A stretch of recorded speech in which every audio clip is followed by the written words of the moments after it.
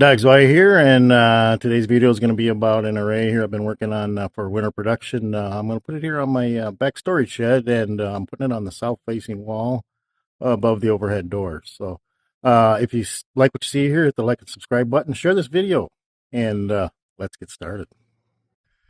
So this is my back storage shed. It's a blank canvas. The idea here is we're going to mount 10 panels here on the wall here above the doors. This wall faces south, so these are for winter production. This building does have a foot overhang, and it does create a shadow line, so in the summer, it won't produce much late in the day or early in the morning, and it does shadow it pretty good in the midday somewhat. But the idea here is these are for winter production. So the idea is we're going to center it here. It's about here. You can see where this peak is. And we're going to have 6 panels on the bottom with another row of 4 above it. Going to mount it all here with Unistrut. And these are going to be 400 watt Hyperion panels. I did have 7 370 watt left over, but I decided, you know what? I'm going to build another array with the extra MT solar mount, and that's going to have 24 panels. So I said, well, I got 36 panels here. I'll put 10 of these 400 watt on her, even though they're bifacial. I'm like, well, whatever. I'm just going to use it. I add 4,000 watts here to my shop system. So, I'm going to get my Unistrut. I did order Unistrut. It's stainless steel. I ordered it from Zorro. It's 1 5/8 inches tall. And it was non-perforated, so I do have to drill the holes for that. I've already been up there and measured where all my girts are above my door, so that shouldn't be an issue. But we're getting here in September here now. It's cooled off, and I've got some time, so it's time to get this done before winter. So let's get started. So we're out here in the back storage shed, and what I got here is these 7 panels here were left over from the pallet of any solar, and I was planning on using those, but I had a better idea. I don't know for sure what I'm going to do with them, but we'll see. But meanwhile, I bought this pallet of Hyperon 400 watt bifacials.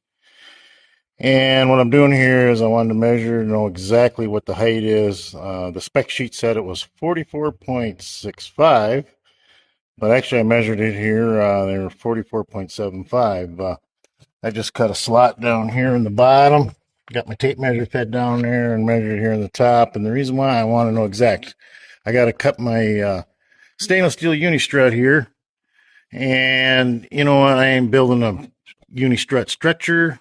So, I want to make sure my stuff's long enough. And I want some space for the end. And then, of course, if I ever had to change panels, I get something slightly wider, that'll still fit. So yeah, these came out at 44.75. I do believe I'm going to cut the Unistrut because I think those were 10 footers. So I'm probably going to cut them off at 48 inches. And then I'll probably cut my double stacked ones at 8 foot. So I'll get these cut, and then I can start getting my Unistrut ready to get mounted on the wall. We got 2 rails up there last night and 2 panels right before dark, and for some reason I was trying to figure out where I was coming. I was going to get 10 panels up there without any shading, but I had watched it last winter, and that's probably where part of it was coming. Either that, or I was figuring, or I figured it out this spring because I was sitting there doing rails and I was like, God, it seems like I'm short, 4 rails to do 2 more columns, but I think I must have figured it out in the spring, and that's what I ordered. But anyway, I'm looking at it today, and I'm trying to decide what I want to do here. I know that the overhang, the shadow isn't going to be as bad in the winter. This time of the year, this is September 8th, you don't really need that much power because you're not running air conditioning, you're not really running heat yet. So, you're kind of like, well, what do you do here? You could run 2 strings of panels, and that way when the shade's more to the right hand side compared to the left early in the morning, you got to decide what you want to do. But I think at this point here we're going to do 2 panels on the top row and 6 across the bottom, and I don't think there's going to be any shading, and I think I might probably add 1 there above the walk-in door. So that'll give me 9 panels. That'd be 3,600 watts. I could run some down on the right hand side there alongside that door. But the issue I run into there, and I've noticed it last winter, when the sun is really low in the horizon and the array is tipped all the way up to 65 degrees for the house. That tends to throw a shadow over there, and I can add them later. I don't think the wiring it in would be that hard there, but it's something I'm gonna have to watch. And I could get two more on there, but I don't think I can run 11 panels on a string here. I think my VOC would get too high. So, that you got to look at it that way too. I mean, yeah, if you could get 12 panels up there and run two strings, it wouldn't be so bad and just parallel them in. You just kind of got to decide how you're going to do it. And I thought about, hey, I could have done three on the top row. Well, if you move over a half a panel when you're looking at it and start counting ribs there, it's 7.5 ribs on the steel. There's the width. So, if you go 4 ribs over, you're getting pretty close, But like I said, I'm not so worried about summer production. I mean, I can handle that pretty good. And I do have another, about 9,000 watt or 10,000 watt array going to go up down by the house. So, I'm kind of like, I got 8,000 watts here on the current house array, and I'm going to make that switchable to push power either way. But, like I said, I was sitting there like, I don't understand where this 10 panels come from. I guess it's going to be 8 or 9 at this point. But, yeah, we'll see how things go. Just keeping an eye on the shadow here. I want to see how far the shadow goes down the wall here at noon. And like I said, it's not a big deal this time of the year for, needing a lot of power. So you got to take that into account too. So, but anyway, things are moving along, and we'll get some more panels up there, more rails up, more panels, and we'll get her done. So these are what I'm using for clamps here. Iron Ridge came out with these here a while back.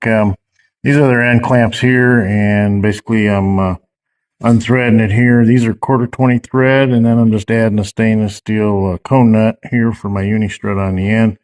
Threading it in from the bottom side. You got to put in a vise because you got to get over that Loctite that they have factory applied. But that seemed to work good, and it's got enough length there. Now, whether they're better than the old style where you used a bolt like this and then add a half round aluminum sleeve that fit over the top. The problem with that is, of course, that you need to have the aluminum sleeve that's the right height, for your panel. So, thought I'd give these a try. As far as the mid clamps, this is what I'm doing. Same deal, just adding a cone nut on there in reverse and threading it on in there and tightening it down in there. So, I do have a couple panels up already, so, I know these are working really well, and pretty impressed so far. I'll show you here how I put the end clamps on the bottom of the rail. And then I'm able to hold it up there so I can set my panels on up in there because, this is vertical. So I ain't standing there holding that thing. All right. Later. So it's getting to be basically solar noon. It's probably about 25 after 12. This is still daylight savings time. So if we count over here, about 15 ribs here, we're going to end up about here. I have my pointer there. And that'll be just perfectly fine. That'll work out really well. Yeah, when you look up here, maybe if you'd moved over half a panel and had 3 at the top, you might be all right. But anyway, this is how we're going to go. So it's going to be 6 crossed here. I don't think, and I'd have to take the picture again and then measure it out. If you went another 7 over here, I don't know. You might make it, but anyway, I'll figure it out later. So my original plan was to put these blocks here on the end with a nut and 1/4-inch bolt, and then put that at the bottom of the rail, and then slide my UFO clamp here against it. That way we could stack our panel on in there, And then where the double ones is, we put this clamp here, okay? Problem we run into is I showed you where I had 2 panels up there, and we decided to add the 2 to the left of that. So basically I had these all tight, and I went and took this off the bottom, moved it over to the next set of rails, and got that panel installed. And I decided, hey, we should take and run these wires. So I decided to loosen these up here, and so that way I could get the top panel off and run its wires, and the whole panel just slid right on out the bottom.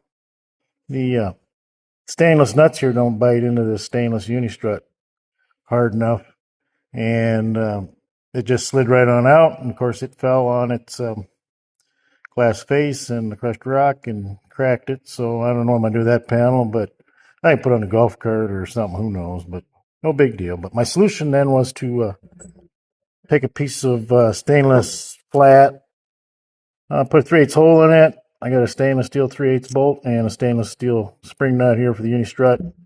And we ended up putting one of these on the bottom on every one of these. So that should hold it. The other choice was, if you wanted, you could drill a hole through here and then and have a bolt through it and then have your nut rest against it. But problem with that is, of course, it ain't adjustable. Well, not everything's straight in the world, this or that. So you run into problems where your panels will be up and down. So I'm like, no, I'll just go with the clamp. So I did notice here, this is stainless Unistrut, and then I had these on a panel there holding it.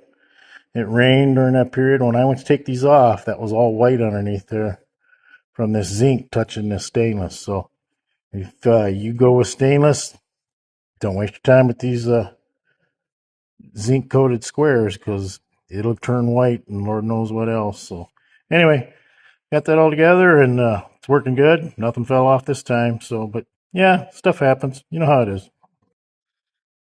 Today's 21st September. It's about 5:15.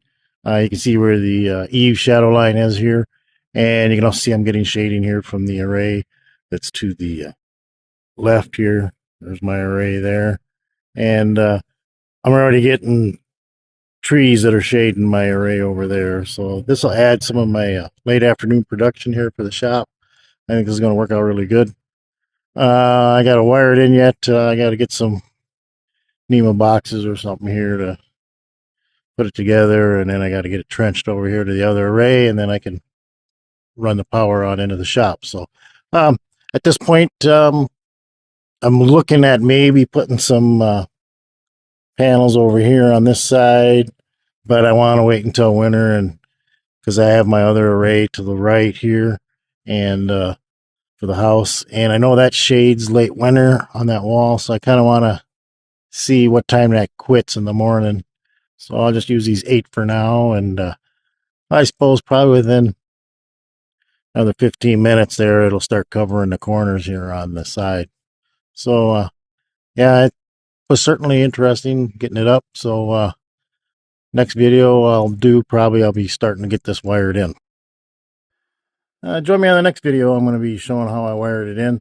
Hopefully this gets my production up.